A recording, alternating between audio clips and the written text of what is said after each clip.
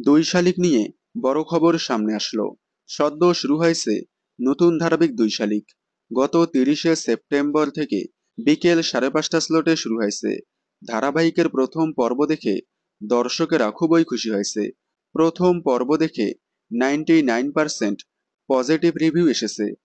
সবাই বলতেছে এত সুন্দর একটি গল্প, প্রেজেন্টেশন, কাস্টিং সব মিলিয়ে দুর্দান্ত। কিন্তু কেন নন প্রাইম স্লট বিকেল 5:30 স্লটে দেওয়া হলো?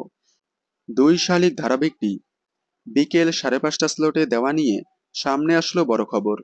চ্যানেল প্রথমে দুই শালিককে সন্ধে 7:30 স্লটে দেওয়ার কথা ভেবেছিল, কিন্তু সন্ধে 7:30 স্লটে থাকা অপোজিট ধারাবাহিকের লেখিকা শাশ্বতী ঘোষ অর্থাৎ রাখি ম্যাম হওয়ার কারণেই বিকেল 5:30 স্লটে দেওয়া হয়েছে দুই শালিক ধারাবাহিকটি।